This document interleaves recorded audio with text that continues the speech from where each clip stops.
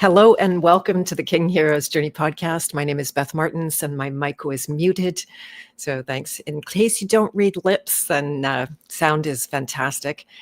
We were just having a little bit of go around in the back. I think I sent Joel to the wrong platform for some reason. He's given me the thumbs up. So he looks like he's ready to go in a few minutes or 1 minute. And so I will just take a minute myself and introduce, if you're new to the King Heroes Journey podcast, this is a place where I host the brave souls.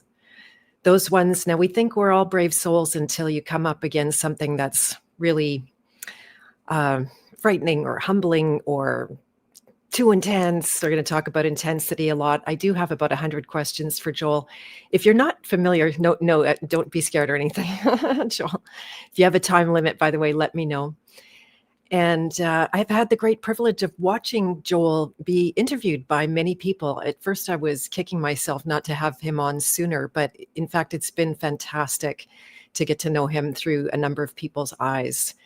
And so this is going to be a really great subject. If you're not familiar with him, you can learn more about him. And I'm going to share out his YouTube channel where he also hosts people for interviews. I am going to be on his channel we're recording for Monday, so you can find him there and on Facebook here and on Instagram here. And if people are in the chat and you want to come and say hello, I would love that. Oh, hello to Rajat Bambatkar. How did I mangle your name there? Hello, Mike New. Nice to see you. Fantastic. I'm glad you're here. He said, keep up the good work. Thank you. I appreciate that very much. Well, I am beside myself excited to talk to Joel today. Oh, Stacy Sunshine is here. Fantastic. Please share this out. Honestly, it's I try not to get discouraged by the amount of shadow banning or whatever it is. I'm not in the cool club or something going on here, but if you find value in this work that I put out. I also, by the way, do Breath of Fresh Air. It's coming up tomorrow already, and we're going to talk about natural health cults, which are very prevalent, and I feel incredibly passionate about sharing about. Hello, M. Nice to see you as well. I'm sorry I didn't get back. It's been going high speed creating stuff. So if you're not familiar with Joel, he is a personal empowerment mentor and shamanic dreaming arts teacher. I'm going to talk a little bit about my run-in with shamanism, which was very short, and I'm happy to have been reintroduced to something that re-sparked me through Joel. Through online courses, one-on-one mentoring, and in-person workshops, Joel trains people in a highly effective way to reclaim vital energy and attention utilizing the Toltec knowledge base. These are powerful nonlinear redistribution techniques that guide and support students in discovering clear purpose, increasing awareness, getting grounded, reclaiming focus, and accessing strong intent. Joel is also an excellent listener and mirror, offering practical but magical solutions to life's challenges. So without further ado, I'm going to bring him on. Hello, Joel. Welcome and nice to meet you. Thank you. Yay. Thanks for having me on. I really appreciate it and looking forward to getting into it with you. Yeah, likewise. It's I bet you've had this experience many times over the last little while where people think or feel like they know you and you don't know them. Yeah. I know it very well from my side as well, and I've learned to just roll with it. That, oh yeah, they think they know everything. They kind of do in my case because I'm pretty transparent. Cool. When I share, and I notice you have been as well. Yeah. So I forgot to ask you, do you have a time limit today?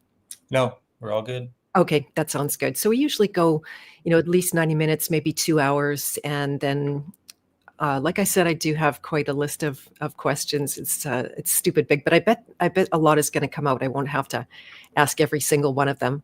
Yeah. It's a privilege to be able to talk to you myself because, those resources are there. And I love listening in and taking it in. When I heard you, I had a natural bias. I'll just start by introducing it this way. I had a natural bias against shamanism for two reasons. One is that first, I did actually in university study the work of Don Juan and Carlos Castaneda. I learned that Carlos Castaneda had been given a PhD, and then they tried to take it away from him, but they couldn't find him. So maybe I'll get you to speak about that a little bit. That is of no bearing to me whatsoever, because academia doesn't hold a lot of credibility in my mind. And then I traveled to, or in my university days, I also did a directed study in shamanic initiation. And that was very, very interesting for me. But I realized very soon that I didn't want to just study about these things. I wanted to have the practical experience myself. So I started traveling. I was in Nepal. I hooked up with a junkari, or a hunkari, or I think it's more like junkari actually from that language. And I had one lesson from him. I started to have nightmares. I got scared and ran away. And I ended up going off into, more of like the, say, Vedic side of spirituality for my first run in India, which seemed more manageable. But lo and behold, all of the roads to truth lead to the same places. Yeah. So I had this bias until I heard you speak. And I saw how you are coming to, now this is putting myself on a pedestal, but coming to the same truths I've come to from different angles. Yeah. And truth is truth, right? So no matter how you come to it, it should be still true. It should still be the same. So thank you for opening this door for me. Wow. Thank you, Beth. That's amazing. The Toltec teachings are different than typical shamanism, and they're called the learned ones, or the scientists of energy. And they discover that there are truths, energetic facts, and that we actually live in a world where people don't want that to be the case. They want it to be all something you can argue about, and therefore we can all remain confused and separate and not able to just come to a common denominator. And so this is very confronting work to realize that there are actual things that are true, that we can anchor to those truths, and that we can transform because of them. But they're magical. They're not linear. They're powerful, energetic understandings that happen in the realm of silent knowledge. When you're really quiet and silence is present, then you're able to understand things differently than if you're in your mind trying to document or control the information. So that's where the benefit of shamanic training can be very helpful, is you can reach these non-ordinary states of perception where waves of understanding come in, and it pulls you out of hypnosis. But unfortunately, the spiritual community is filled with people that are caught in social power, trying to appear a particular way to their followers, and are unwilling to come out of hypnosis to the degree that's needed. So shamanism's become like a messy thing where people aren't willing to turn and face and come to terms with what's really going on, and it's more spiritual than it is like practical. But the Toltecs, rather than being spiritual, are energetic and practical, and so they are really offering something potent. But even my teachers that followed that stuff ended up going along with all the nonsense. So it's really disturbing that how powerful the hypnosis is across the board. Indeed. Yeah. And that was one of the things I also share in common, is some history with a cult or two, and gurus and all of that kind of thing. So I'm glad you alluded to that. Just say hello to a few more people in the chat. Thank you. Kai Rahman 11. I always have a hard time with people's names on screen. Joe Potter. You have to forgive me if it looks like I don't recognize you too, because I usually have a real name in my head and I don't hold on to screen names. And looking forward to this. Stephanie, welcome. He shape-shifted right out of here. Not sure what that was about. The trolls be out. Okay. Does anybody have a wrench around here to help me with that? Because I'm going to want to focus big time. Hello, Maya. Nice to see you. So, there's a troll. Okay, so we'll see if it gets out of control. Normally, I don't even attract the trolls. I feel pretty happy about that. That's cool. Yeah. I think that I am so much myself. I don't try to say things that, oh, I won't say this because so and so is not going to like me or anything like that. And then they choose themselves to just get out of the zone because it's too much for them. Hello, Jenny G, nice to see you. And you hand you a wrench. Okay. So forgive me 1 second. I'm going to give Stacy Sunshine. Yeah. And hopefully we don't get some sound. There it is. Okay. All right, Stacy, where are you? It's not showing up, but maybe Jenny, would you, if I make you a moderator, add. Okay, there we go. So I don't know, Jenny G, if you're able to help me with that troll. I don't like to call people that, but that's what they're called. Stacy, I couldn't see you on YouTube, which is very weird. I don't get that, but we'll just go on. And yeah, so I love that, the energetic and the practical. If you try to leave the practical out of the situation, then you got nothing. Right. Right. Nothing good can come of that. The hypnosis. Do you want to start there and talk about that element? Yeah, I mean, that's the most disturbing thing, is to realize that we are not alone, and that something has figured out how to lend us its mind. It's higher on the food chain. It makes us behave in ways that go against, our well-being. And so we're dealing with interference. It's very thorough and very focused.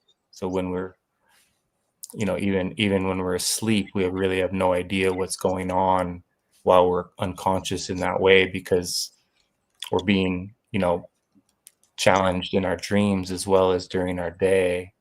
And so we want to come to terms with what's going on and get to know the difference between our natural mind and what we call the foreign installation. And it starts to become more apparent the more you start to pay attention. And then it's a little it's annoying and uncomfortable to realize it, but most of our thoughts are not our own. They're just like constant monkey mind stuff that comes through like a radio channel.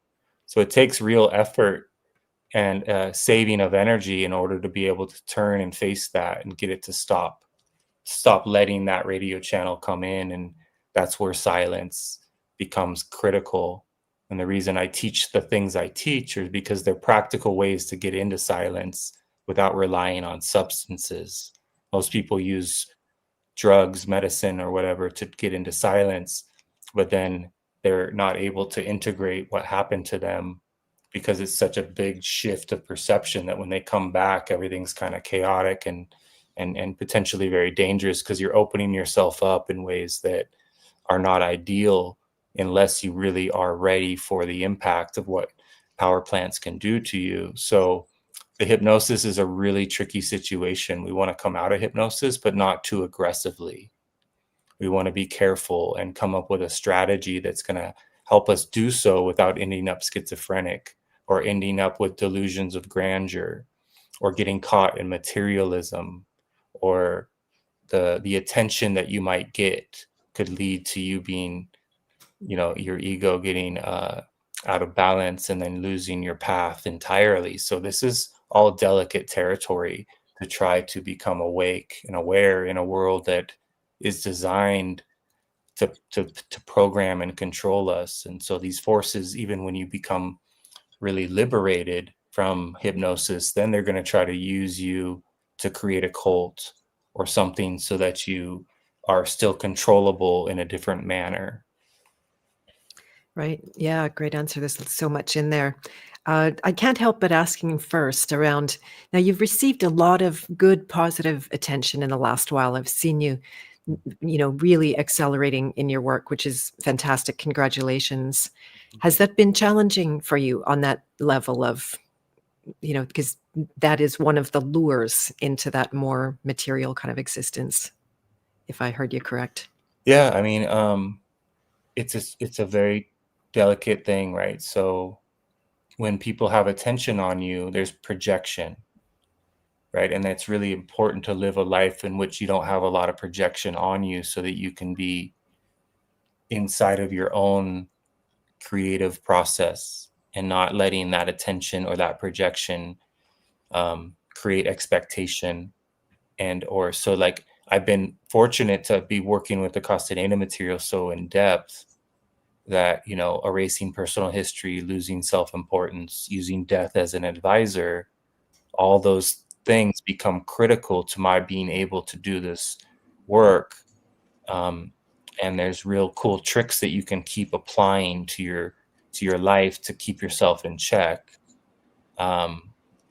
Because, you know, every day everyone is a messenger, everyone is reflecting to you the pitfalls of being here, right? So if I start to fall into a trench of like being a truther or an influencer or a shaman, or all those are just trenches that people fall into. They're like archetypes sitting there waiting for you to like fall into that limited perception of you, that you fit into a category.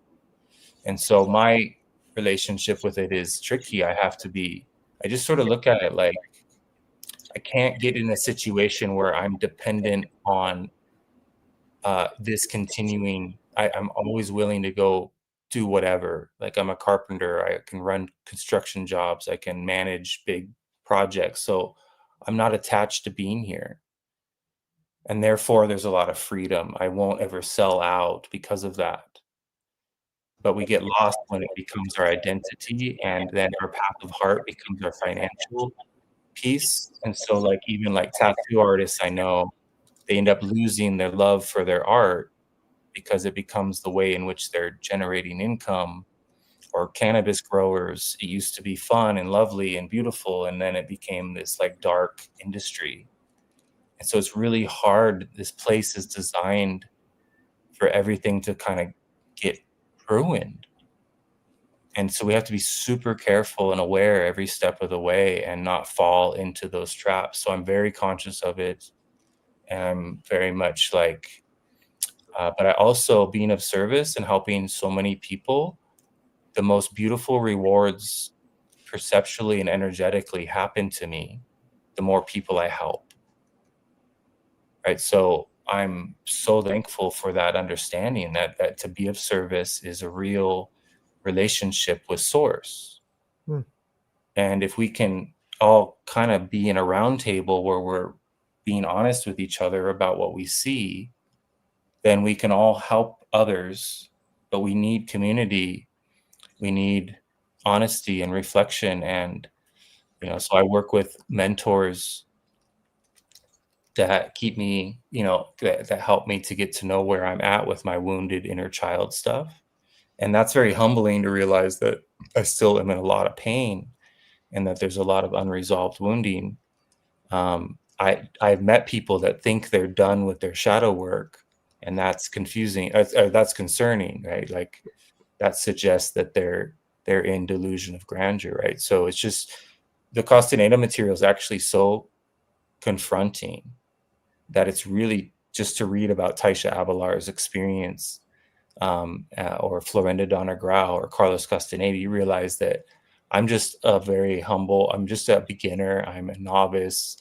I'm lucky to have such a magical experience with perception 100% in my life. Like I've crossed a threshold that's really incredible, and I'm so thankful for.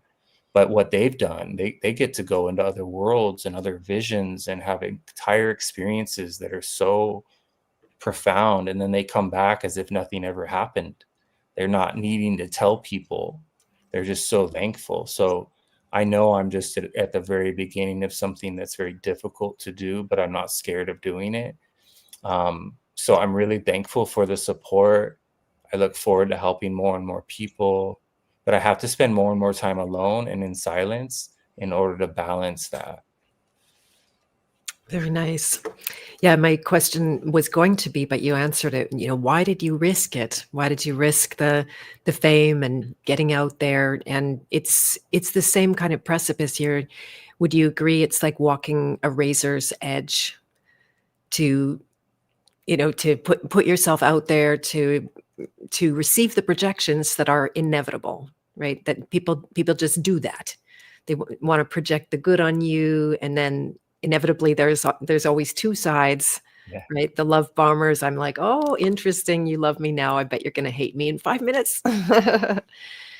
Oh, yeah, it's so important to look at. And yeah, as I cross thresholds into more and more people, then the puppeteers grab one of the clients and they turns them against me, and then all this slander and lies, and it's just crazy to watch. I feel so bad for everyone involved because we're all just so accessible in that way. It's so I try to be more discerning about who I work with, but Mm, I have a big heart, and when somebody comes to me with a lot of red flags, I really want to. I think, well, maybe I can help them, and it's just really difficult to become kind of ruthless enough to turn people down and to try to figure out how to navigate all of it. But I did get vision of how difficult it would be. My plan was to be private my whole life and to keep working with these psychic women that I was training with as a student. And then when they put on masks and recommended the jabs and all that, I broke my heart. And I just got shown that I needed to teach these things to people that could really benefit, because they're attracting followers and I'm attracting warriors, mm, because I'm working within the world in which people are willing to look at what's actually going on, and they weren't willing to turn and look at it. And that just was so disturbing. And I feel so alone in a lot of ways because of it. Like I was deep with them, and they're very gifted in many ways. So all that is just such a difficult thing to come to terms with. And yeah, the challenges that come with this are going to be the tightrope, that I will learn to either walk or not. And it is terrifying and uncomfortable. But what I'm doing is unprecedented. I'm listening, I'm not copying. I've become very capable of being supported by nonlinear helpers. And so the lineage is working through me and it's guiding me. And I'm so thankful to be that much further along in my journey because of what I chose to do. Forcing me to mature and grow up and become more discerning and aware in a way that I wouldn't be able to without this type of rite of passage, essentially. Very well said. Yeah, I've noticed, if you don't mind my reflection, just such a huge transformation has taken place in the short time that I've been tuning in with you. Like really beautiful trajectory of growth. And I appreciate your honesty so much, because for everybody out there in the, whether it's the new age movement or healing movements or the alternative health movements and stuff like that, and when they say, oh, it's going to be so easy and perfect and all you need to do is this and that and you can have everything you want, and right, Mhm. they just sell it like it's going to be this wonderful journey. And frankly, for me, I'm into it for more than 30 years, probably 35 years, and it gets harder every year, right? Yeah. Yeah. It gets harder. And what you say, I always had the imagination that this work was going to make me great, Mhm. but it's quite the opposite. It makes me like nobody. Mhm. Oh, yeah, it's very much that's what's needed, is that knowing that you're not needed, and yet but spirit is going to work with you, and yet there's a backup plan, so you're not required, and yet you're part of all of it. You're interconnected. So this whole dance with becoming nothing and empty enough in order to be, truly of service, there's so many layers and different depths in which people are willing to go, and most people have jumped in a little bit and they're claiming to have discovered something. They write books about all these things, and then you meet them and there's just no depth there, because they thought the shallow end was the deep end, and so they got all excited and everybody believes them. And it's just really, it's like crazy, because they're the ones that tend to get a lot of attention, and that's just because this place is designed, as a means to make sure that the real stuff gets somehow less accessible to the masses. Exactly. Yeah, I like also your point about being really discerning about who you let into your circles, especially who you work with. I actually teach vetting Yeah. for my coaches. Yeah, yeah, so that because you can save yourself so much trouble, right? That ounce of pre-framing is worth a pound of trying to pick up the pieces later down the road. And yeah, I got to a point where I was literally discouraging people from doing the work, Yeah. to a point too, because everyone has some potential. This was one of the things that I heard you say, that this work is not for everyone, and I appreciate that so much. So who would you say it is right for? Yeah, I mean, I think when one is really ready to discover the mystery and move into the non-linear and the abstract, it needs to be like a really strong calling. Hmm. Otherwise, it's just sort of like could be really ungrounding. Mhm. And so I try to help people get grounded as the primary thing, so that they don't further dysregulate their nervous system. And so some people I'm trying to help like really slow down the process, but they're in desperation wanting like a quick fix. And just have to be really honest that this is going to take years. Like you're in a place that doesn't get fixed right away. And some people, they're really advanced and I can help them to just expedite their capacity because they've already done a ton of work. But most people are showing up thinking they've done all this work, but whatever work they've been doing, it hasn't been effective enough to be able to really, claim that they've done the work. And so it's kind of like having to be brutally honest with people. And then they're like, well, why should I try one more thing? And it's like, but that's usually right there where they might be ready. If they can show up as a beginner and realize that that's the only way to learn. But if they're like, I've done all this work, then I shouldn't still be here. Therefore, is this going to work? I'm like, I tell people this works no matter what. It's just whether you follow through. And right when it's about to break through, you'll likely walk away because the resistance is so powerful. So this work is actually available to anyone if they have an issue with their job and they're throwing energy at their employer. I can help them. I can save their life if they'll just listen to me. But most people aren't willing to look at their responsibility, their part within their puzzle, and they want to blame and project and be at odds with the world. And I take that away. There's nothing to be at odds with. This whole place is just a reflection of where you are at. And whatever you think is in the way of you being successful has nothing to do with you. I mean, it's not true. You're the only one. And so this is all very energetic work that requires a brutal level of honesty with self.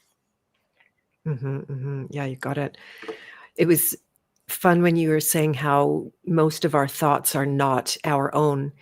And this ties in with what you just said in terms of the willingness to take responsibility. I teach a process based on the work of Lester Levinson, and this is not a new statement. It's practically boring by this point of our spiritual evolution in the popular world, or whatever you want to call it. But it's radical responsibility. Yeah. And so, something happens to you, and my paradigm now, not to say I'm perfect at this by any means, and I'm probably going to be tested just for saying this, but it's I get this, well, I did it. And how did I do it? Even though there's some level of, yeah, I've been victimized, but what is my part? How am I cooperating with this? What am I running inside myself that is willing to engage with this process? Like, and it wasn't, in fact, Castaneda was the guy who somebody asked him, like, how do you stay safe? And he said, don't show up for the shooting. Was that him? Well, Carlos was trying to convince Don Juan that he was vulnerable to things just like he was. And so he was saying, well, Don Juan, was trying to tell him how to navigate or how to be impeccable. And Carlos was saying, well, you wouldn't be able to get away from, if somebody was trying to shoot you, then you would, there's nothing you could do about that. And he said, of course I can. I wouldn't come around if someone was trying to shoot me. Yeah. Thank you for filling in the blank there. And there, that, you know, the magical thing aside from there, and I'm not using that word lightly. I don't use it at all, but that taking responsibility is not the truth, but it is the most powerful tool. Yeah. And it helps me to move. So I don't have to go through all of my life feeling like, oh, that's not my thought, and that's not my thought, and where's the intruder, and you know, coming at every angle, even though it seems like they are, and probably that is the reality. I'm very naive in that I'll just keep on, oh, that's my thought, and then I'll work with that thought, and I'll, you know, hopefully release whatever programming is associated if it's not productive or creative or life supportive and that kind of thing. So yeah, I'm just having fun finding the parallels in our discoveries. It's so cool. Absolutely. Let's see, where would I like to go? So what do you think is the nature? This question, I doubt we can really come to any fact of, but you never know because your knowledge is deep. What do you think the programming actually is? I mean, the dreamers that I've talked to that said that they are able to go into the nonlinear and witness things, you know, that are considered past events, is that there is a, you know, and there are inorganic beings that are very powerful and capable of feeding off of us, and that they've created these a replica of their. They created like these replicas of or they didn't mean to do this, but they created something as a means to sort of monitor us and control us, so they didn't have to use much effort. And that thing replicated itself. It was like a program that recreated itself, and then it spread exponentially, like out of control, like within an instant. And that those things are like have taken over. And so whatever created that has lost control of what it created, and we're in a real predicament because of it. It's kind of like I think it's the Fantasia where Mickey Mouse tries to make more brooms in order to clean, or like it creates all these. He was a sorcerer's apprentice, and he used magic to do something, and it became destructive because it replicated itself, and then it took over. And there's something about that in the world of sorcery, that people that have power end up trying to make things easy, and then you know that real dilemmas occur. And so there's multiple non-human forces that we are in it, and unfortunately in dealing with as far as spiritual warfare. And I think that it's dangerous to pick one side or the other, that the spiritual warfare itself is a trap, and that there's a way to walk a middle path and to not get caught in all of it. And it takes real discernment to recognize that it's seductive. And most shamans get pulled into that stuff one way or another. So it's just hard to come to terms with that you know, that we're being programmed by something, you know, that isn't going to go away. So therefore, most of humanity is not going to be able to reclaim their attention. It's very few of us that are going to be able to do that. And I don't think it's meant to be different. I think, as kind of dark as that sounds, it's just the way in which this place is designed, and it's in a way really worth it, because if you and I can really make use of this lifetime as a means to become super conscious and aware, then we can discover how incredible humans are. And therefore that 100th monkey thing works, because it gives people permission to unlock the secret of what we are, which is perceptual creatures capable of creating worlds just like the one we're in. But it requires such a deep journey inward that most people would just rather keep the TV on and scroll on their phone and not go into that depth. Exactly. Yeah, you said that it requires a lot of time alone. Yeah. And even with time alone, there's no guarantee, Yeah. right? I love what you said about reclaiming our attention. Man, if there's like one boom, I'm sure there's going to be many, but that's a big one there. Yeah. And when you talk about inorganic beings, what is that? Is that life as we know it, or something entirely different? Yeah. Yeah, I mean, we are, if you read the Castaneda books thoroughly, they go really into the depths of all these different types of creatures that we coexist with that are here right now, but we can't see them and they can see us. When nighttime when it cuts nighttime, then some people can see them, but they're not easily perceived. You don't see them with your eyes, you see them with your energy field perceives them. But there might be like what you think your eyes are seeing as like a sort of a version of seeing, but really you're perceiving them with a different part of you if you're able to witness them. I was introduced to them when I was 16 in the wilderness during the middle of the day. My teacher was so powerful that he was able to, pull something in to help me have my first experience witnessing them. And it was just like energy moving in this weird way, and I couldn't see really anything. I kind of had a projection experience of something, and it was uncomfortable to witness something that wasn't of this world from my perspective. That led to being able to go into the wilderness at night and see these incredibly powerful energy fields, and to hear sounds that they would make. And so they're called entities of the night because that's when they're perceived, and they come out of their hiding or whatever at night as well. And they're seeking interaction. They're not necessarily negative. You could wrestle one down to the ground if you were crazy enough, and it would become a helper that you could use if you were into that kind of sorcery.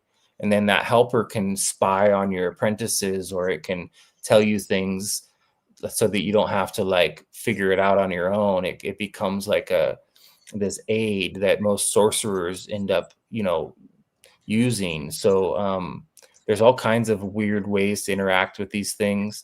Some of them are just shadowy entities that are just parasitic, and they're just annoying, and they can attach to your energy field. There's entities that can come in through dreams that are really that can possess people. I've been a part of many exorcisms, but the reality is, unless you do your own work, that exorcism's just a temporary fix, and that entity will probably reattach.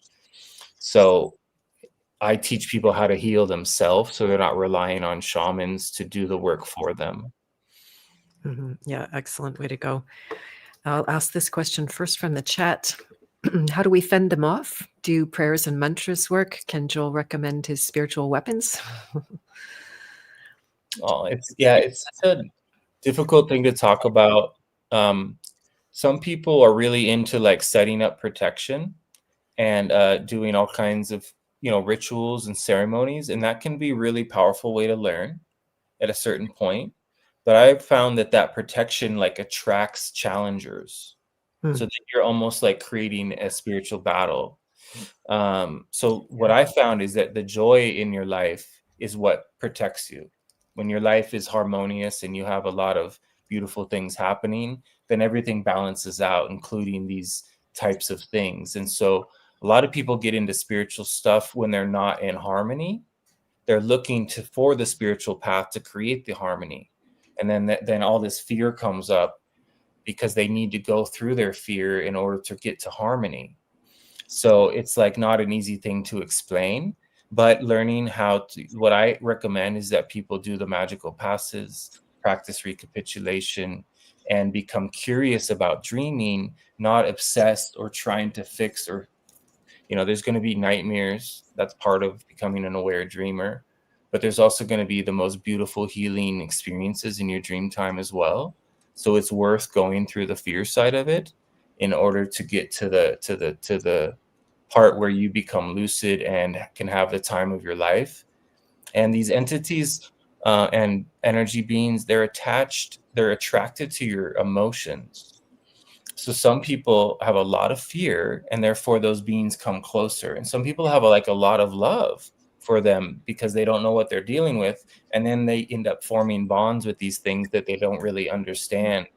And you probably want to have a better understanding of what these things are really about before you form bonds with them. Yeah, that's really wise.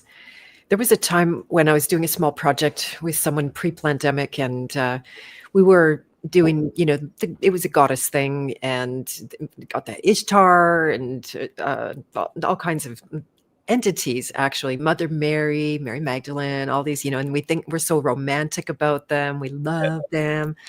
And I had a lot of direct experiences. And amazingly, I was being protected without asking for protection because I was seduced by them, right? It seemed, you call on Mary and there's Mary, and it's this really elevated experience. But I saw through, I managed to see through and realize like this is an entity. Mm. And me calling on these things is opening me to that. Wow. So I was able to shut that down. And so do you agree they come in all kinds of disguises? Yeah, I work with the earth and the sun because everything else I don't know. Why are you helping me? And what's your agenda? Why is everyone always calling Michael in? Like, what is this all about? Mm-hmm. And what is the exchange? And so I'm just curious. I don't claim to know or understand. One of my elders used to make fun of, like white light people and all the new age stuff and all the people working with angels and stuff, because, he looks at it like it's a very much like you don't want to get on the light side or the dark side. You don't want to be calling in these helpers. It's kind of like if you go to prison and you have to join a gang in order to get through it. If some way you could not do that, that would be ideal, to just remain sovereign and just work directly to source instead of like a middleman. Yeah, it's red pill, blue pill, Mm. right? It's in the same exact category, which I'm seeing in Technicolor in so many arenas, like everywhere. Yeah. And yeah, they want you to go to the good and go away from the bad, but it just keeps you on the exact pendulum.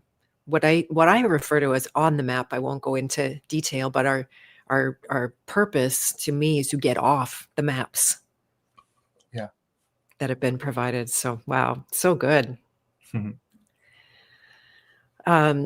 Yeah, the interfering energies.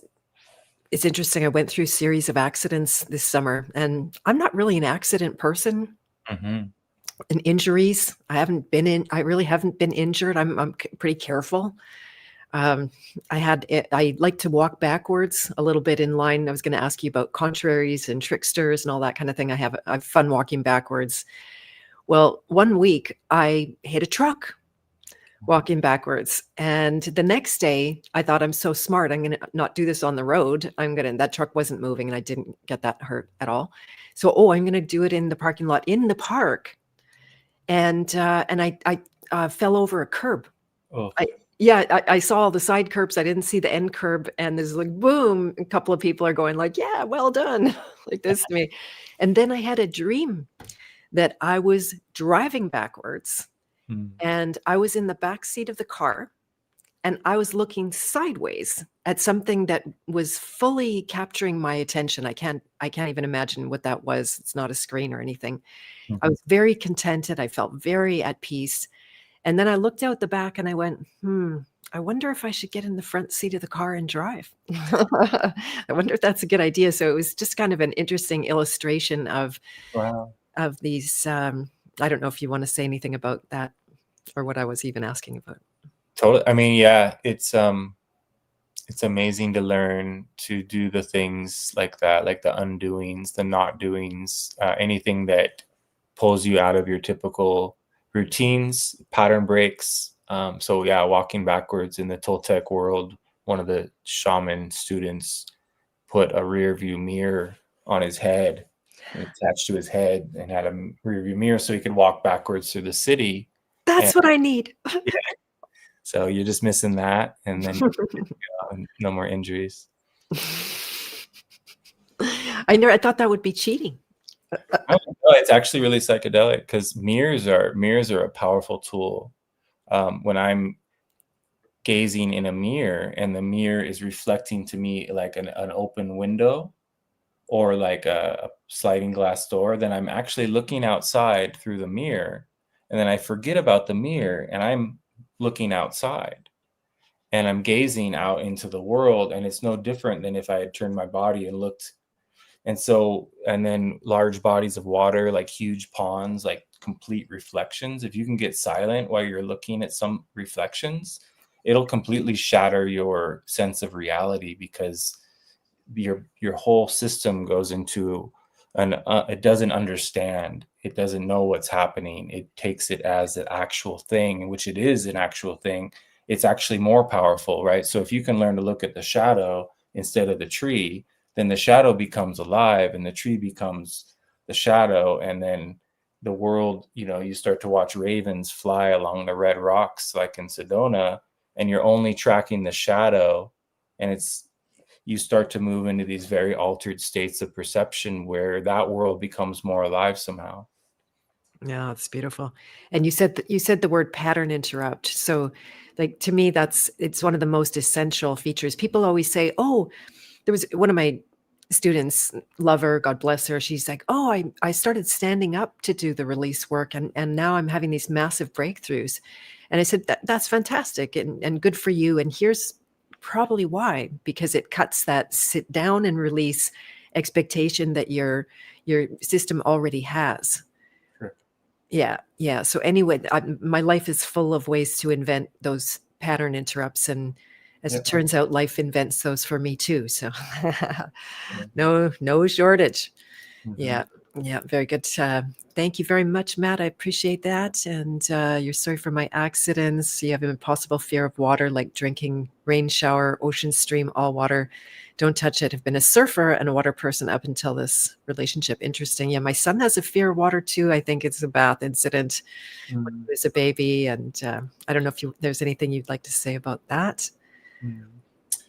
I mean, these are, yeah, the challenges that we face are personal to, like, parallel lives too sometimes, where Mm, something's going on in another lifetime that's associated, and it can be really incredible to slowly, carefully, eventually be able to face these things in a way that's sustainable. But it's okay to navigate our life carefully and avoid certain things until we're ready, but we can heal energetically. If we can heal our electricity, then we can handle anything. And mm. so eventually it's just being honest about how to get to the place where we can do that. And then these things that we have paranoia around can end up being the very thing that leads to our ultimate healing, because we finally are able to integrate. Very nice. I like how you're emphasizing to go slow. Yeah. I recently went into a detox process in the last 14, now 15 months. And I brought all my indoctrination with it about like go hard and, go fast and make up for lost time and all this kind of stuff. Well, I got my ass kicked Yeah. process, right? Right. And it's taken this long to come to a really good pace for myself where I know I am definitely detoxing, but I'm not hurting myself and setting myself back every 10 minutes. Good. Yeah. Oh, I Yeah. know. Having a realistic strategy is critical. Yeah. Yeah. And as far as healing the electricity, do you want to say more about that? I mean, that's why grounding is so critical, that we're meant to be grounded electrically to the mother. And she's a real being, and she's an electrical field. They call it the earth matrix.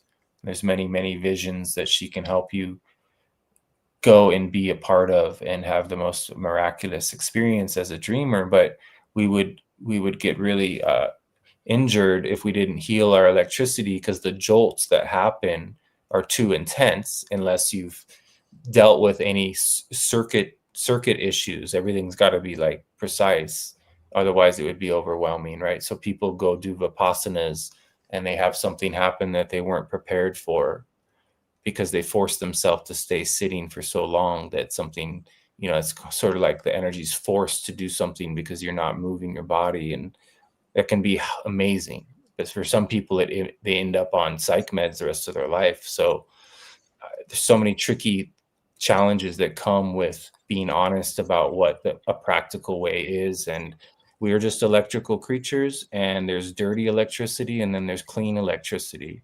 And in order to have clean electricity running, we're going to have to clean up our lives. And that's what kind of information are you tapping into? What kind of people are you hanging out with? Where is your attention focused on? And how are you going to get strong enough to feel the depths of all the unresolved feelings that are stored in your field? So you want to do the practical work to get strong enough physically and energetically to be able to be a healthy processor. So it's like a computer or laptop is a processor. We created something that kind of represents us. And in order to clean our files out so that the computer can run functionally, that's where all of our heavy stories, inventory, fears, descriptions of the world, all that inventory is too heavy and it takes up too much memory. And so our computers aren't working well until we clear that memory. And that's where the recapitulation is the next stage to when people really understand what that is. Then you can basically remove the baggage you've been carrying your whole life and put it in a trash bin that will actually, be able to exit out the processor. Nice. I love the computer, if it's just an analogy or a metaphor, but it works. And it's like you said, we invented the computer as a projection of what's going on for us. So yeah, it works shockingly well. Yeah. You go to delete a file and your computer goes, "Are you sure?" Yeah. You're like, "Yep, I'm sure." You have to give it the absolute okay. Totally. Yeah, that's amazing. Yeah, and ending up on psych meds. I studied in India. Maybe I'll talk about it more on Monday when we meet again. And at times there were people running naked down the road in the mountains because they would call them Kundalini cases. Yeah, And they had a blowout, and that's all electricity. it is. Oh, so intense. Yeah, I know. It's really it again. It's do you feel it's a kind of razor's edge to walk, or is it not like that for you? Yeah, I mean, it is because we could easily, move into a state of awareness in which we're no longer capable of relating to our fellow man, and we need to be able to. That's why the Toltecs emphasize controlled folly, that you realize that everybody's operating out of a default program, that they're all under hypnosis, and you learn how to be an actor or an actress so that people don't realize that you're no longer separate from that. That way you don't scare people. You can get in and out of situations without triggering people. You wear a lightweight mask instead of wear the constant heavy social mask of your, Joel Schaefer or whatever. It's like we have to take that one off, and that's an uncomfortable thing to do. But it happened through your journey of disease, and then having to face the social aspect of that. You end up having to get authentic and remove that mask in order to properly deal with the emotions that led to that disease. Most people don't have catalysts of that nature that forces them to do something of that, so it's the ego death is no joke, but it's a critical necessity in order to become liberated enough to be able to make use of this place here outside of the default program. Right. But when you talk about catalysts that force them, say me getting sick or people having an accident or something, loss, it's really hardwired into our existence here. Do you think that that's required? That they must like they and there's probably a difference between what's likely to happen and and then what's possible. But do you think that we require these catalysts to force us, or could the work be purely chosen? Yeah, I believe that, the reason I'm really returned to the Castaneda material is I think that it offers a way for anyone without needing a guru. And eventually the books, you don't even need the books once you've read them and you've understood what was being suggested. So I think the reason Don Juan had Carlos write books is because he knew there would come a time where this knowledge would be needed and that people could access this stuff and really make use of it as a means to, free themselves without having to have some sort of extreme event that forces it. So I agree. I think it's very possible, but there's a limiting storyline that comes in to each individual that will try to challenge that, because the way these predator energies do things is they blitz you with story and fear and limitation. And so you might start down the path of working with the books and starting to open up, and then it's going to try to bitch slap you really hard to make sure you get scared and quit pursuing something that could really work. Exactly. Yeah, I had that direct experience in Nepal. Mm-hmm. I love that about the putting on the lightweight mask. That was something that Lester Levinson, after he had his awakening experience, he claims to have let go of all of what is not love in him. And I didn't know him personally. I didn't meet him. And I don't think he was flawless because of that, but that's not necessarily the thing. And he would say that people were like so mystified and downright terrified in the 1950s, right before this. Now this is almost a normal subject for us to have in public here, but at that time, he could just do things, he could just manifest things, he could just this and that. Probably talk about manifesting a bit in a while too, but he would say that after the programming is gone, then you use the programming as a way to exactly what you said, to interact. Yeah, it's amazing. Yeah, and then everything becomes fascinating all the time. Like, you don't mind going and working a job that would normally be boring and draining because you've become psychedelic so much that everything is fascinating. And then those human to human interactions teach you how to become a more and more sensitive to what you're interacting with. So the people teach you how to be like them. They're teaching you different positions of perception that you get to borrow from and try on. And it's like a healthy chameleon, where in the past I was an unhealthy chameleon. I was just being absorbed by their perception of the world, because I was like very much a follower as far as like cults and like wanting to learn and understand. So people that were powerful would pull me into their way of perceiving the world, and I was just like a sponge. But then when I became my own person, I was able to benefit from having been a chameleon in the past, but use that skill set in a way that healed me instead of wounded me. So there's all these different stages to this stuff. But when you truly remove your social mask, there's a vulnerable time there in which you might find yourself in a cult, because you're looking to somebody to keep your reality intact, because your reality is not intact. And then you eventually, hopefully, can, heal from that. But that's all really difficult, tricky terrain to just realize that hypnosis is in every situation. It's across the board, in the truth world, in the health world, in the shaman world. It's all different versions of very unhealthy codependent sort of interactions with trying to be like somebody else and then putting them on a pedestal. And so it's very lonely and scary to spend the proper amount of time alone in order to reset all that stuff. But if you do, then the universe will gift you with all these incredible people on the other side of it. So it's worth having the healthy boundaries in which you're really clear on your yeses and nos. And then eventually the world will send you all these yeses. But you got to say no quite a bit in order to be rewarded with the yes, typically. Yeah, very nice. I like that phrase, healthy chameleon. I could use that in the bank. Yeah. When I go to institutions that challenge my rebel nature, and it's my measure. I heard you say that some of your teachers would hire a tyrant, or they would go and work for a tyrant to bring up their stuff.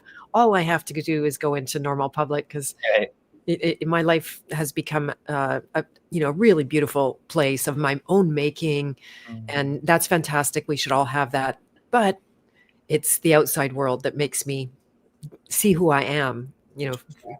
Yeah, if I can walk into a bank and not make anybody feel bad, or not make a scene, and not sing out loud when I get stressed, or like, it's just really comical. My poor son, he's seen all the worst of that, of me.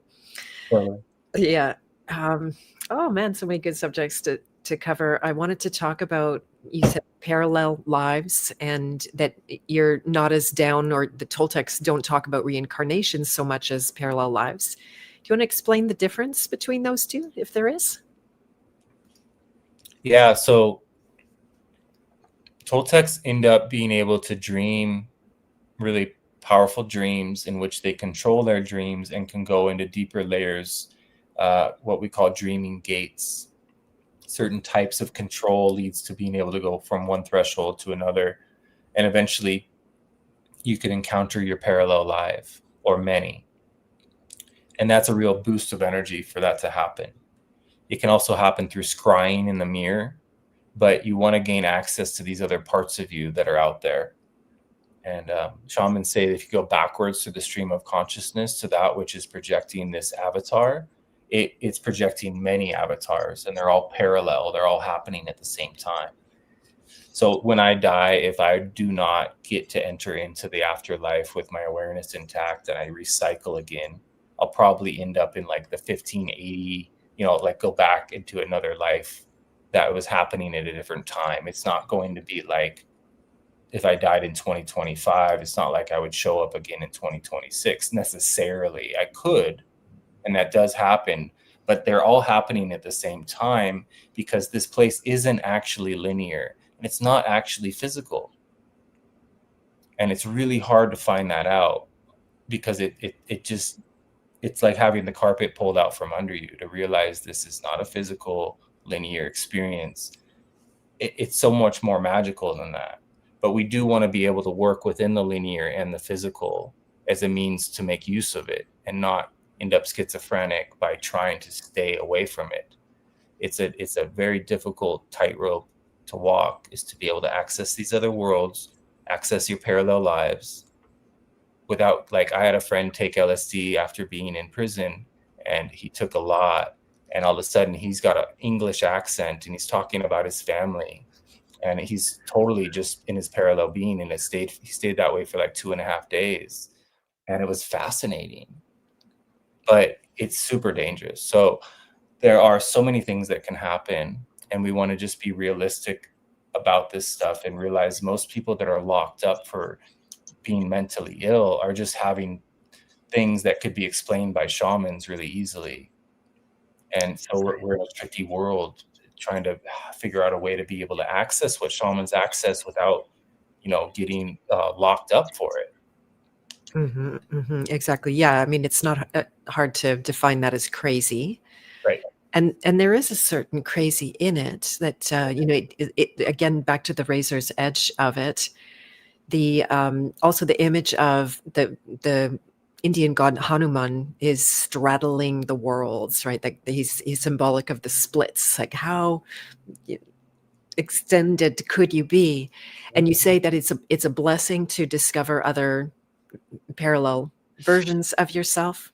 Yeah, if you're ready, it would be cause total confusion to have it happen if you weren't on a path of knowledge in which you were energetically trained and prepared to encounter these things. So Toltecs say that if a man or a woman were to learn to see energy without becoming a warrior first, they would become meek in the face of the unknown. And I saw that happen with a friend of mine. He wasn't strong enough to be doing the type of dreaming he was doing. He hadn't built up his physical body strong enough. He didn't just have the oomph that it takes as a man to be able to do this work. Women, it's a totally different type of energy that they need in order to handle this work. Women are more likely to go batshit crazy in this work than men, because women are so powerful. Their perception can go so far, so quick, right? So men are more likely to become delusional around grandeur and create a cult, and women are more likely to go into their witch so far that they, lose sense of reality and they become dysfunctional and rely on a man to help them because of it. So it's a very difficult thing to balance the intermarriage of the masculine and the feminine as an individual, and also show up in a relationship that could be potentially healing for being able to be vulnerable enough to get to know those parts. So that's where a lot of work is, I think, going to need to go, is into the relationship world instead of the shamanic, because that's where the shadow work is more prevalent. And that's why shamans avoid relationships, is because it's so difficult. And so, but that's what my elder said, is that there's two tribes, the tribe of man and the tribe of woman. If those two tribes could learn to work together, then we could actually do incredible things with this place. But right now, we're just easily controllable and manipulated because of the divisions that are so easily manipulated. But yeah, it's a whole subject in itself, is just to go into all the different ways in which we could get really honest about the dangers of parallel lives, the dangers of psychedelics, the dangers of cults and shamans. There's plenty of powerful shamans. You don't want to just go looking for random shamans. There's so many people that'll misuse their power. But the parallel life thing is real, and it's important to be able to just understand that you don't get another shot at this. You want to treat this life as the one, because they're all strung together. So if you can liberate your life this time, all your parallel lives will benefit. It's all connected, and so we're all one. And therefore, the 100th monkey thing is real. Therefore, the only work there is to do is to quit trying to save people. Quit trying to stop or change what's going on, at the bank. Stop being offended at the way this place functions, and then you'll be going inward and become a powerful battery. You'll become a lighthouse, and more people will then be able to do the same because you gave them permission through modeling it. Oh my goodness, so many things in there. The very last point about being offended, that's like priceless, absolutely priceless. The level, there's so many things. I was just kind of taking inventory, giving myself a pat on the back about things I'm not offended by anymore. Yeah. And it's a miraculous freedom in that people can do this and they can do that and they can say these things, and then you go, and then there's that little dig, right? I thought I had healed from an experience of loss and getting taken advantage of and lied to and stuff like that. And I really cleaned up big time on that. I felt so free until there was this like next iteration. And, I saw this thing and they're probably using my money to do it. And there's like, and then, new level of little, grind on the offended part. So it's, yeah. So come a long way, lots of work to do. You talked about the cults, the misuse of power. You want to go deeper into that, and then maybe how it even intersects with the psychedelia that I know is not necessarily drug dependent? I love that you're not pushing that on people, right? That it's a thing. So I don't know where you want to say. Yeah, totally. I mean, everything's a cult, and there's different versions of cults, right? So it's a matter of just realizing that, and then being okay. Like I knew I was in these cults, but I was there for a reason. I was guided to go in there and learn from these people on like how not to be. And I also got to be in the presence of people who were extremely altered, and that rubbed off, and I learned how to be altered too all the time, which is, there's an advantage to that, learning how to be in heightened awareness. So I don't mind learning from people, even ones that I know are not being honest with themselves and others, because I get shown that I need to be in their presence for a period of time. But I'm not recommending people try to do what I did. You kind of have to be innocent and ignorant enough to be in there in the first place, mixed with some guidance. So I can't go recreate that same thing anymore because I know better. But I'm able to expose people now, right? I can see through their story, and I can see what's energetically occurring in their relationship. So I'm a threat to their secret. And so that's a difficult position to be in. Just the fact that I'm a mirror, they see me seeing them, and they don't want that reflection. So I'm pretty strategic and careful about the kind of places and people I introduce myself to. Cults are it's just an energetic fact that every group, once it gets to a large enough size, something shows up to cause a lot of havoc in all kinds of ways, and everyone is vulnerable. And so it's something to really think about. And they talk about it in reality transurfing. They call them pendulums.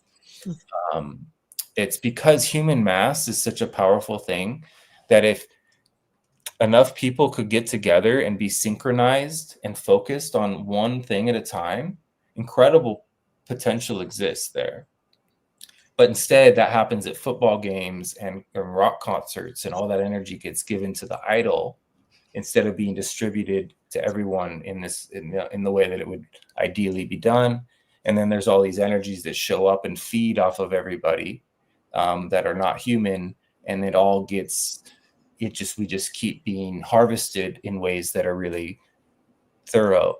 And so this is, no matter what we do, there is an energetic response by these non-human forces that are trying to make sure that we remain in the slaughterhouse, being fed off slowly instead of realizing how powerful we are. And if we could get enough people together to offset that hypnosis, it would have such a big boost.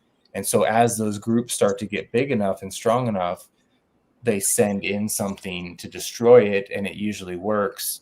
I think the Mayans were able to walk right out of this world and go into another layer of the onion and stay there. And I think that's something we should learn how to do, because we might not be able to really stand our ground here, because it's so difficult. They've thought of everything almost. And so walking out of this realm, what would be, so right away, and this isn't to challenge you, and it's probably going to be a word thing, but so one of the psyops about this realm is that we need to escape this realm. And so how can you do that differently? Is it just a matter of motive, that learning to walk out of this realm rather from fear, but out of love? Is that? Yeah, it's just going into a deeper layer of the mother. It's not escapism. It's just like this really beautiful reclaiming of what we are. We're travelers. We're not meant to remain in one vision. You and I are having a collective vision right now, but we've taken it for granted, and we think this is the only functioning vision, but it's just one of many. And the only way to go into those other visions is to save enough dreaming energy, and ideally done with a large enough group that you can go all together and visit these places, come back, visit some more, and eventually you could create a home over there in these other places and go be there. And it's really beautiful.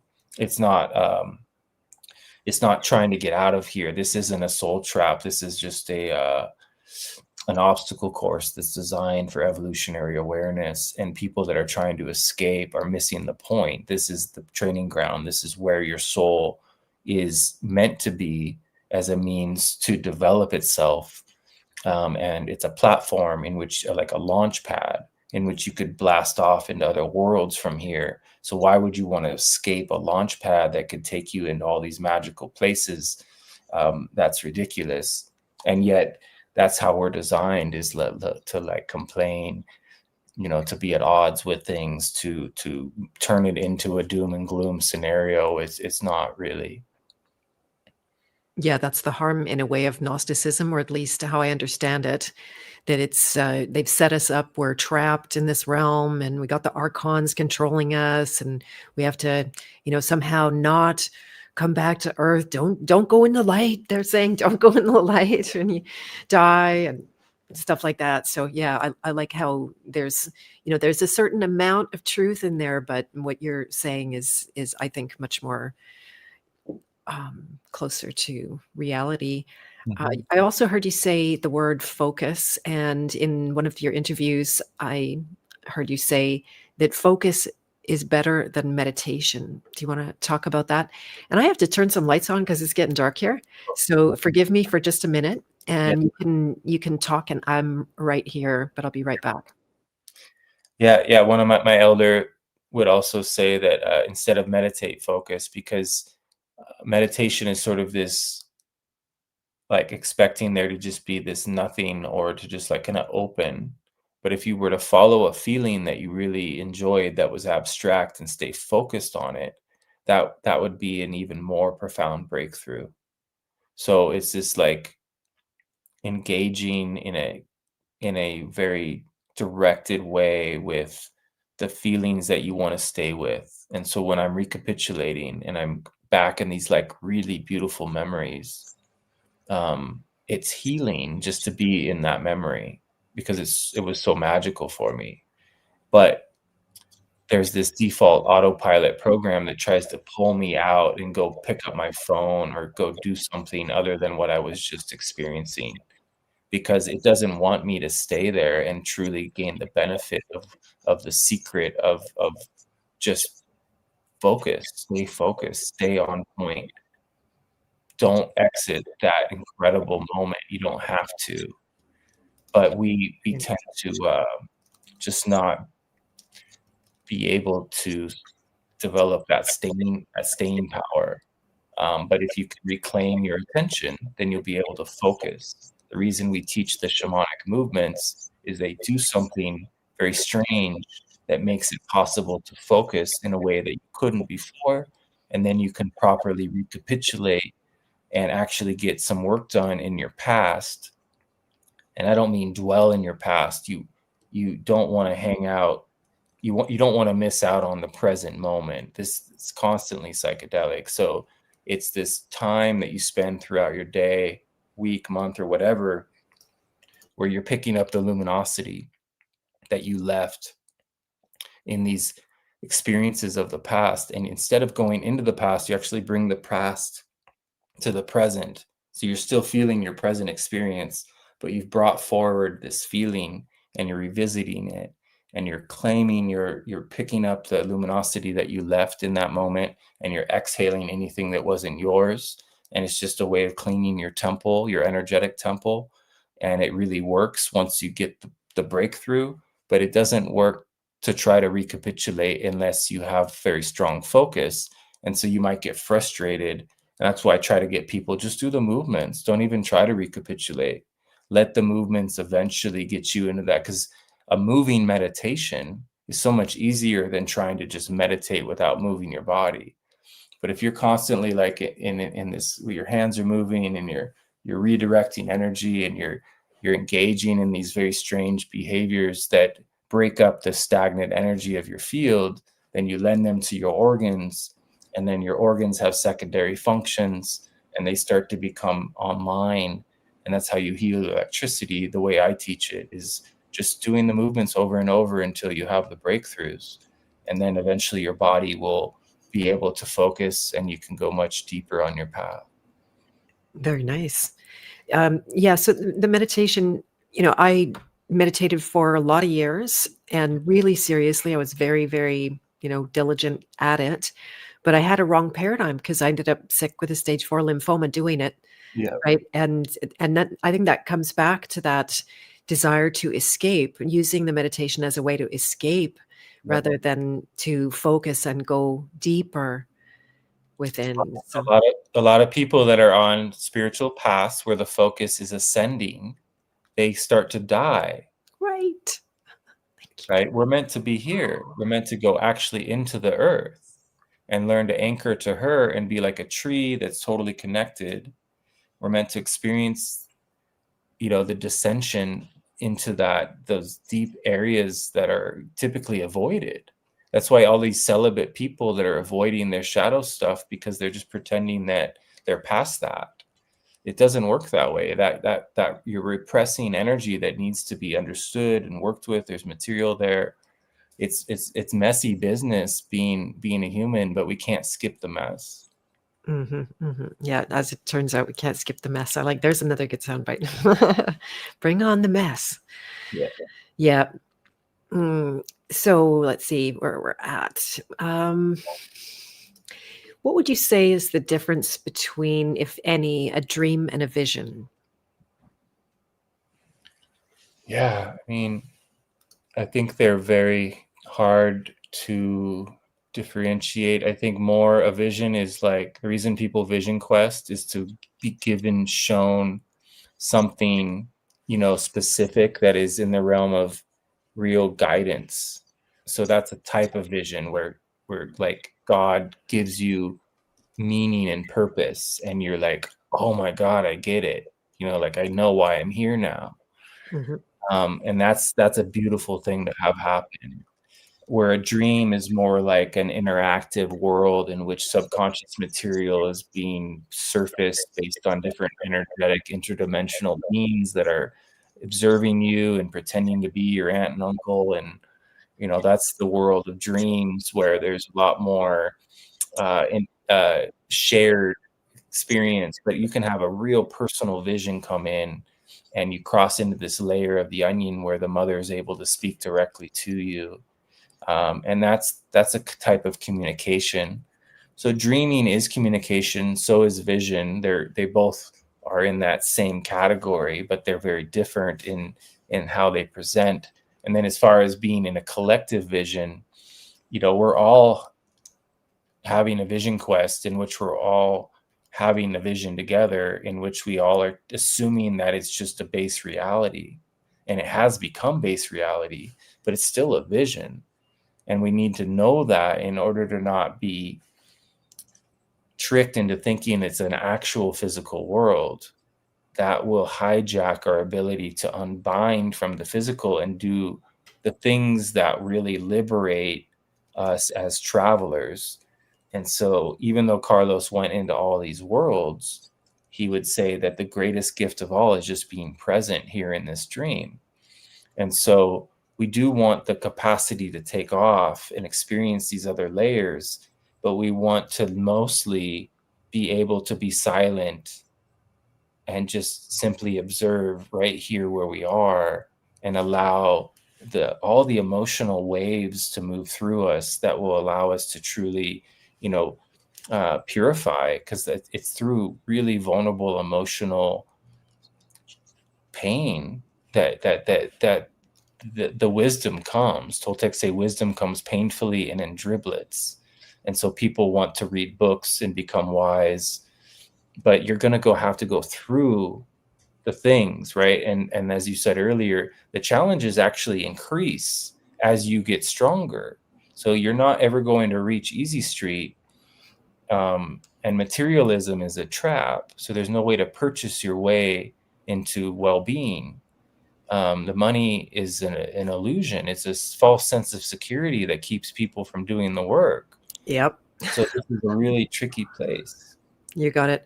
One of my trainers in the past, he said that he had some billionaires as clients who sold yachts, or one guy sold yachts. And he could not get him to feel his programs because he literally felt invulnerable because of all that cash. I know. Yeah, it's a very powerful thing. Mm-hmm. It's really, and you don't get to take it with you either, but therefore, so like all the experiences, like on some deep level, they crave to have it all taken away so they can have a real experience. Right. But they can't admit to that because it's become this identity of power. And so power is a real thing, and it's very seductive. Mm-hmm. Exactly. And survival, right? You said that death is the teacher, or so. How do you phrase it so beautifully? Yeah, life is the arena and death is the player. Life is the arena, and death is the player. Do you want to go deep on that? Yeah, death is an advisor, they say, and it's the only one that'll be honest with you. And it's very hard to find people who are truly living aware that they're going to die. Right? That's what Toltec say, is the difference between us and others is that we are beings that are going to die. And so they don't waste a moment. They are engaging with that awareness. And in a way, every moment is your last moment.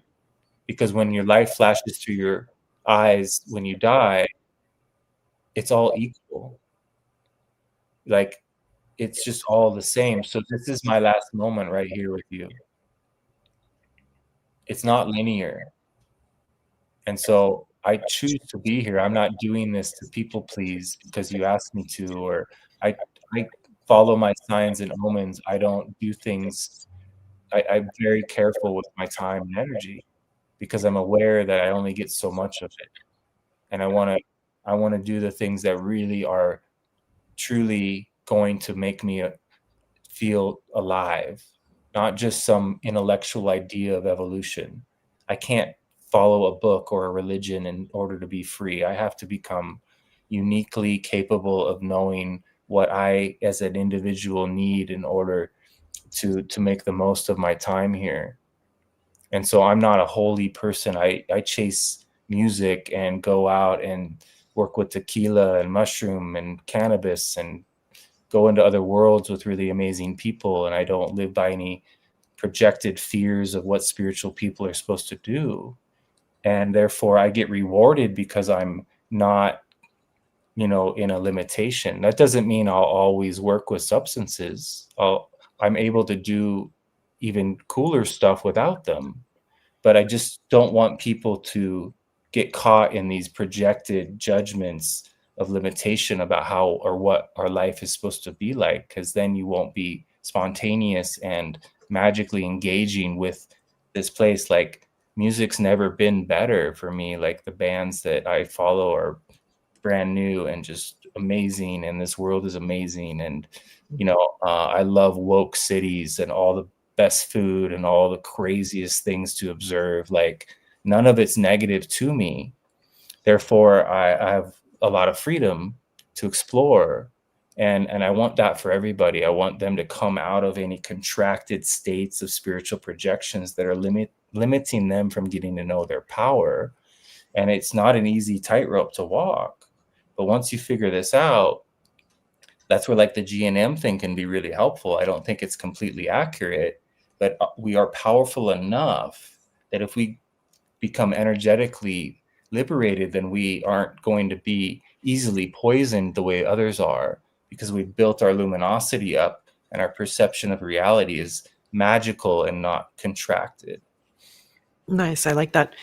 In India, they would talk about the energy of sattva, rajas, and tamas, three qualities being light is sattva, more in alignment with the truth, and then rajas being action, and tamas being kind of like inertia. And so as yogis, you want to be sattvic, you want to be full of light, and you want to be enlightened and seen as enlightened and act enlightened, and you don't hang around with unenlightened people and all that kind of thing. So it's a beautiful that, and they are, you could say, more stuck than people who are just honestly in inertia, Yeah. right? So, Then yeah, and it's very unpleasant to be around them, actually. Everyone knows, and it can be a lot of pride in the process of becoming so good. So yeah, beautiful. I love your trajectory overall. Let me see where I would like to go. If there's any questions that I've missed in the chat, by the way, I apologize for not paying a lot of attention to the chat, because I'm just hanging on the words, trying to stay lucid with all of this very deep knowledge. How have you yourself evolved over your lifetime? What have you seen, that, because your life can be something of an example, not necessarily a map for others, but just to see, that you didn't show up like this. I'm assuming, or I mean, I've already seen transformation in a short time. Do you want to tell people what you've come through and been through? Maybe this could have been the first question. We'll make it towards the end. yeah. Yeah, I mean, I left the world, I really left it. And I had all these friends. I was popular. I was very smart in school. I was good athlete. And I chose to do something that I sensed was more real than what I thought was. I kind of saw through stuff at a young age, and when I found somebody that could take me into these other layers, when I was 13 at first, and then 16, I just I went in that direction really boldly. The first time I took LSD, I was 13, and when it hit me, I was like, oh, this is how we're meant to live. We're meant to be in heightened awareness. We're not meant to be just like in our minds. And so I came out of my mind and into like a more feeling capacity. And I really was pretty aggressive with working with mushrooms and LSD at a young age, because I sensed that I just had a sense that that would be helpful for me. But it's not like I recommend that some 13 or 16-year-old start doing that. Like it's a really tricky formula that I gained access to, that I ended up making it work, but it wasn't easy. It was really dangerous, and I almost got in real trouble energetically. I had attachments, I had things that are not easy to recover from. I, was in and out of many cults because of my willingness to learn and unlearn. It makes me really vulnerable to powerful people that misuse their power, which is what happened to me. Um, So I'm lucky to be okay. But because of, having gone into the woods with a backpack of 80 pounds and just staying out there, and going through such a strange relationship with survival, like trying to actually put yourself in a situation where you had to trust the universe in ways that most people don't know. Like, I would hitchhike to a new town without any money, and start over, and it would always work perfectly. It would be challenging experiences that I'd have to walk through in order for that breakthrough. But this place is incredible, and it will take care of you as long as you're willing to do whatever it takes to be okay. And that's what I learned the most, is that this place is responding to your intent. It's a magical realm, it's a world of power. And if you step into your power, it will respond to your power. But if you are acting small and, you know, in a place in which you don't believe in yourself, or and you don't have trust in your personal power at all, then the world will reflect that to you, and it just gets more and more terrifying. And so I really try to help people to realize when they've been enabled, that it's weakened them. I've met with a lot of women who have been enabled by men, and then they don't have their masculine intact, and then they get ill because they were not they were trying to use their masculine in areas where it wasn't beneficial, and then they were avoiding the areas of developing their masculine where it would have been energetically the very thing they need in order to be electrically repaired. So it's so uncomfortable to work with people that can help you see where the holes in your consciousness lie. But that's what kind of courage it takes. And so I've been working with teachers my whole life. And if I would have waited to find teachers that were perfect in order to work with them, I never would have found anyone. So I was able to take the parts that they had dialed in and work with just that part and disregard the other things. And then I've worked with so many teachers that I've, been so thankful for all the areas in which they are gifted. But I learned just as much from the areas in which they were self-deceptive to themselves too. So kind of have to go out and get beat up in this world in order to have the experiences, that we do get to take our experiences with us. That's the cool part, is that we are evolving, and it's through our memory that our evolution is determined. And so that's why Toltecs recapitulate, is if they can purify that memory system, then they will be able to give that force that normally consumes awareness at death, they give it a replica of their life experiences through the completion of the recapitulation. And then that force, rather than consume your memories, will take that replica and then let you go into what they call the third attention, which is where the first and second attention meet, where you can have where you jump from vision to vision, and vision, like you get to become a traveler again naturally, transition from this physical form into an energetic inorganic being. So inorganic beings aren't bad. There's different kinds. And eventually we're going to become inorganic beings. We leave this physical form and we go into these other places. And there's alternative ways of dying. And I'm going to do my work in order to have a really magnificent crossing. And it's going to be, my death is going to have to come at me really, really hard, because I'm going to become really strong. And that's really simple. If you just really tap into the simplicity of that, then energetically you'll know what kind of internal power training you need in order to feel strong enough to say that. Wow, good on you. That's amazing. Yeah, so good. When it comes to, say, like the difference, this is something I just wanted to point out. I've noticed it for myself. I'm curious what you would say around that say plant created state versus the one that you create yourself. You're calling it heightened awareness. Do you consider every psychedelic experience to be heightened awareness, or is there, just to start, are there ones that like actually are more like a bag on your head and stop you from seeing? Yeah, I mean, I think heightened awareness is something that's separate from power plants, but they typically are, they will move what we call the assemblage point, which will reveal other states of perception which are separate from the original state, which therefore are considered heightened just because you're getting a different angle. Nice. Yeah. That was the fun of doing inversions in yoga. I kind of left the yoga behind, because just like seeing the world upside down is like, oh wow, this is really different. Walking backwards, the same kind of thing. Yes, I like that. You've got so many words to things that you often don't have words for. So the psychedelics, I've noticed there is a pretty high cost to them, even if just physically, because the reason you get an altered state from them is because it's poisoning you. Right, that's what psilocybin does. It's literally harm to the liver, and so then, but is it for you? Is it a matter of that? Is the juice worth the squeeze or not? Yeah, I mean, I'm, I don't expect to live forever, and I'm very much open to all the different feelings of, what feels like the necessary thing to do with my time.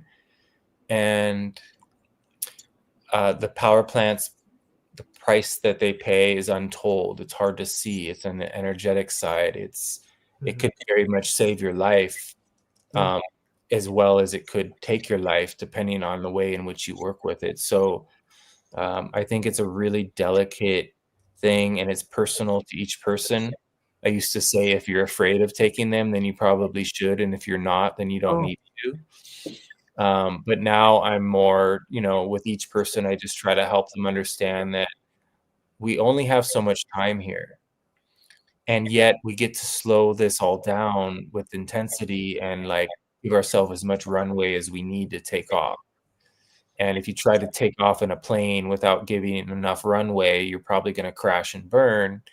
But if you're really listening and you're slowing down the process and you learn how to fly and all that, then you can have a really miraculous healing, say with a big macro dose that could completely change the trajectory of your life so that you are able to properly heal. But you paid a price for that experience, but it's so worth it when it plays out that way. So I want everyone to try to get their intuition is dialed in, so that they're not in a rule-based fixed fear around any of it. And then this question, then how to do psychedelics in a safe way. I mean, to me, has to do with becoming so in love with your existence that you're doing them out of love. You're showing up, you're putting them in your hands, and you're asking, do I really want to do this? And getting to know the part of you that is like your future self. Because I think this has all already happened. We're like in a memory, and there's some rigidity to that there's only so much we can do with the contract we're in, but there's a way to become liberated within that rigidity. And so if I could slip off into another layer of the onion this evening on psilocybin, and I have a profound moment here in Sedona that takes me to such a deeper place of silence than I've ever been, that I'm able to then, permanently be in that state for the rest of my life, that would be really worth it. But it's not necessary. I could do that other ways, and I'm open to all ways. And but shamans recommend, like, don't ever touch cocaine, and like there's certain things to not do because of how detrimental they are. But in South Africa, the Sangomos, the way they reach heightened awareness is they use alcohol and cannabis in large amounts, and they have to trance dance and keep taking it in order to pass the test of being able to be more powerful than the poison. Wow. So as long as you're staying in that trance dance, it won't matter how much you consume, but it takes a real shaman to be able to do what I'm saying. So I just try to help people figure out their limitations and understand how to rewild and not get caught in some sort of comfy religious sort of dogma, because there's no real way to test yourself unless you're coming out of all the stories that aren't necessarily true. The real truths happen on deeper levels that aren't rule based. Right. And we always want the answer. Are psychedelics good or are psychedelics bad? Right. And it's just not like that. Yeah. And it's so much even in the context of the moment and the time. There have been times of my life where I have really used them as teachers. I received a great deal of lessons. And then I realized, oh, now I need to actually go learn this for real and do this and implement it and show I've learned, not just keep hearing. At some point there was a repeat message, and it's like, okay, I got it. Yeah. I don't need to go back to the grandmothers for that for a while. Yeah. Most people don't integrate. They just keep going back to the ayahuasca stuff. They're just going Right. back and going back, and that they're just getting opened up into these areas they're not prepared for. And the shamans don't care. Shamans are like, I don't care what you guys do, because they're in the middle of their spiritual battles with their other neighboring villages, and they're throwing energy darts at them, and they're using those people in those ceremonies to buffer them. And it's crazy how intense all that is, and that nobody's really addressing the dark side of all of it. Exactly. Are we kind of caught in the crossfire? There was a question here. Do the inorganic beings control this planet, in your opinion? I mean, we're definitely in a construct.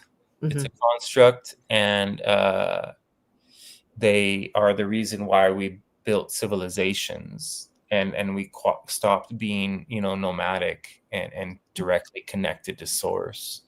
And so we become harvested and domesticated. Therefore, that's being controlled. But that doesn't mean that we don't have the capacity as individuals to stop feeding these forces and become independent from them. And that's what Toltecs teach, is how to change your energetics so that these predators no longer find your energy palatable. Nice. Yeah, you taste bad. The good things taste bad. Yeah. I love that. So good. Let's see where we could go. I love how you talk about time is measured in intensity. I literally almost jumped up and down for joy when I heard that. Let's say I've had a long life. It's so cool. Once you discover that, then you get to slow everything down intentionally. Intensity, when you can hang out in silence for long periods of time, so much is felt and so much runs through your chakra system. And that's what intensity is the processing of all these feelings. And so, shamans learn how to have ecstatic moments quite often, because lucid dreaming is ecstatic. Spinning in a circle really fast for long periods of time will unlock doors, and it will heal your chakra line. It makes sure the vortex is spinning healthfully.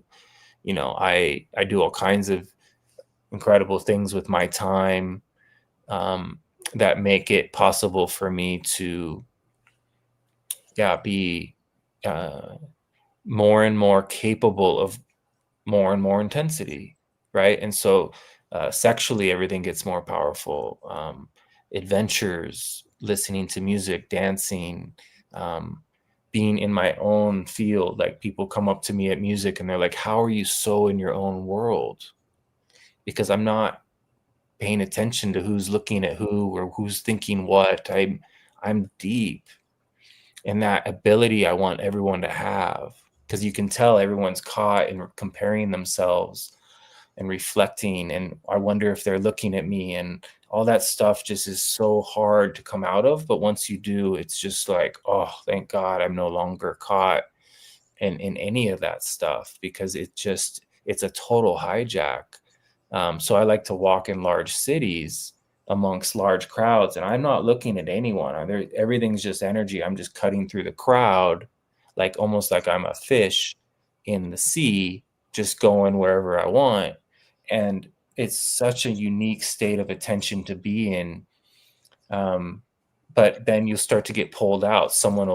You'll catch something, and all of a sudden you're looking and you're judging, and then you're looking around and you're back in your judgment of the world, and it all starts to contract. So then you have to, like, oh shit, okay, go back into the trance. And then that's where heightened awareness is. It's like the clarity, the direction, where to turn, which alley to go down and which one not to. You get to live in this very adventurous way of just going out for a walk becomes very psychedelic. So there's so much to that. And I just hope people find that for themselves, because it's a total breakthrough. That's beautiful. Yeah, I credit you for returning my, I don't know what it is, but just appreciation of the psychedelic nature of life. But it's not like it's been underappreciated in my life either. It's just like kind of renewed through seeing through your eyes. And yeah, it's so many things.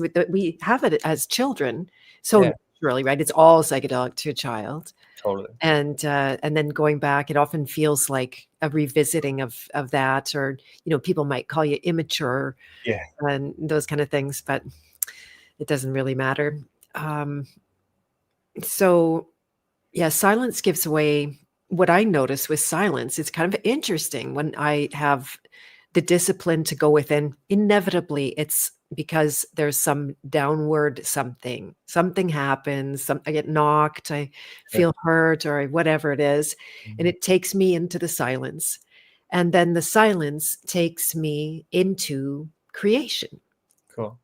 As just a natural trajectory, and then it's like there's no time for silence, because you've generated so much activity through the silence, and then something will happen and it'll call me back to the silence. And how do you see that wave? Is that just how it works naturally? Typically, yeah. I think there comes a point, though, where you fall so deeply in love with silence that you make it a priority to do, regardless of what is going on. Mm-hmm. So when shamans are asked what is the secret, they just put their finger to their lips. So there is a way to stop talking to yourself. And it's so intense, because if you go for like a whole 3 seconds without talking to yourself, then the world starts to move. It isn't what it appears to be. You start to go into such deep presence that the illusion starts to fall away. So it's very uncomfortable to go 10 seconds. It's almost impossible. There's just so much pressure on us to stay within this illusion, and the only way this illusion is able to maintain its control is through the internal dialogue. And so we learn how to go into silence as a means to repair when something happens, and it's a beautiful thing to discover, and everything happens for a reason, and probably the main reason why whatever happened was to get you back into your silence. But at some point, you can force silence. You can be proactive about reaching silence. You could do the magical passes to the point that it's just like, you almost can't not go into silence, because they just start to affect you in a very profound way. And yeah, so I just think it's a dance with, if you're in your thoughts, you might as well have fun with them and be creative and, be inspired and allow that process to be enjoyed. It's not like beat yourself up because you're in your thoughts. The shame and guilt that people go through over this stuff is terrible. It's not necessary. This is going to be really, really difficult and confronting, because they're not even your thoughts. You're like having to turn off something else's thoughts by not giving it the attention. And that takes a really powerful person to be able to kind of turn and face your captor. And that's what Carlos Castaneda said, is we either face our captors when we die or while we're alive. Hmm. And we might as well face them now while we can still reclaim our youth. Because if we can get our youthful energy back, our creativity and our imagination, then these things don't have a chance at controlling us. Nice. I love this stuff. Oh my goodness, it's such food for me. I'm really, really loving it. We won't get through all the questions, I know for a fact. Actually, I didn't realize I do have a client in 9 minutes. Okay, good to know. Excellent. Yeah, so it's a natural place. And Yeah. maybe if there's an opportunity in the future, we could meet again for a second conversation. I'm thinking to go really deep on the masculine, feminine, if there was a second chance. Yeah. So let's see if we're going to just start to wind up really quickly. Is there a message that you feel like humanity should get from you for anyone with ears to hear? Is there something that you can leave us with along those lines? Oh, I mean, just that invitation to become as authentic and honest with yourself about what you want to do, what you want to feel. It was hard for me to admit what I wanted to feel because I couldn't even give myself permission to imagine it. And so it took a lot of work to just sit inside of my actual desire.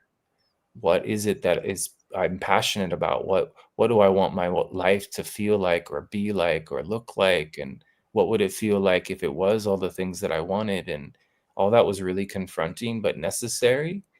And it's like creating a vision of what you want to do, and then following the feeling of what that vision is showing you on how to get there. And that's happening for me now, but just a few years ago it wasn't at all. So I'm so thankful to have that breakthrough. And I was not in a good place. I was in a dysfunctional marriage, all that stuff, but I still was able to transform my life by just stepping into those feelings that I had been avoiding. And it's so worth doing, because we're meant to fall in love with our existence. And I think that the fact that we exist is a miracle in itself. And if we could just see that, then we would take advantage of it and use each day in unique and powerful ways. Exactly. Yeah. If you're complaining about your life and then a bus nearly runs you down, all of a sudden you're like, "Oh, my life is amazing. Thank you, God." Like Yeah. that, right? Yeah. Seen that. And what's the best way for people to reach you? Say they want to take you up on some mentorship or one of your retreats or courses that you have to take. Where do you like to be Yeah, messaged? I mean, all that information's at joelschaefer.com. How did I not get your website? Amazing. And yes, it's a great way to connect to me. And you can sign up for a free 30-minute consult if you want to do some work that way, but also 90 or 60-minute sessions are available. And yeah, I'm in Sedona right now. We just completed an in-person workshop here over the weekend. It was life-changing. The next one will be on the beach in LA in April, early April. I'll be teaching at Confluence and speaking at Confluence in late April as well. So yeah, lots of ways to connect. That's amazing. I will see you at Confluence, by the way. So yeah, I already made plans for my son and I to go. Wonderful. Yeah. And so here in the chat is the link for his website. And you can also find him on Facebook and Instagram and X as other options. I did share these earlier. So I don't want to keep you because I know you're just going down to the wire here. Okay. And but I'm going to stay on for a few minutes. Thank you so much, Joel. This has been just a beautiful I want to say all the words to encounter. Thank you, Beth. It's really good to meet with you, and I appreciate you having me on. I look forward to learning about you more on the 15th, and we'll be having you on my channel soon with that. So thank you, everyone. Appreciate everyone that tapped into this talk, and appreciate it, Beth. Much love. Thank you so much. All right. Take care. Okay, you're welcome. Bye for now. Bye. Oh my goodness, how beautiful was that? We probably could have talked for, I don't know, 10 hours or something like that nonstop. I'm pretty excited I get to meet him in person in April. I think you guys should all come to Confluence. We are going to have a House of Free Will event there, not event, so to speak, but meet up. There's, I think, 3 of us going so far, so that's a pretty good little group. And you're very welcome, Accidental Alchemist. Nice to see you here. And Joel, I missed this one. I'll tell Tommy Hamilton from JRAD you said hello. And you're going to be there. Excellent, Stacy Sunshine. Fantastic. Thank you for that, J Heretico 138. So the way that conversation ended just around visioning, this is very synchronistic. I'm going to go right on the heels of it and talk just for a moment about a new course. So the last time I fell down, if you want to go to Beth of Fresh Air, episode 1, you'll find out how my summer went, the injuries, the knock them down, when am I dealing with entities, interference, or just my own, whatever, it's hard to prove. But it really did flatten me and it stopped things. I was literally handicapped, lost use of my hands.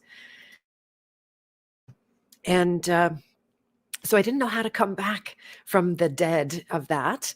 And, lots of healing took place and a lot of praying to God, and how I usually will come from a place like that. My life has given me many experiences similarly. And so I decided to get out and start talking to you guys and have conversations with people in my community and hearing from you where you're at. Give me 1 second. And so what I heard is that people are having a difficult time to vision right now and to put anything out in front of them. And it became this, I've got this little sticker on my desk and it says, how are you supposed to create when you think the world's going to end? And so based on these conversations and getting these direct, I'll say downloads for lack of a better word. I was going to talk downloads with Joel, but we'll get into that some other time. I was able to hear from people that this is what I could assist them with. So I have taken a lot of time and energy to create a course called Creator Code. And this is going deep into the deprogramming process and deep into archetype work, 3 archetypes that are particularly poignant around visioning and creating. I've coined a new archetype called the Alpha Omega, which is beginnings and endings, happens to coincide nicely with the child and the alchemist.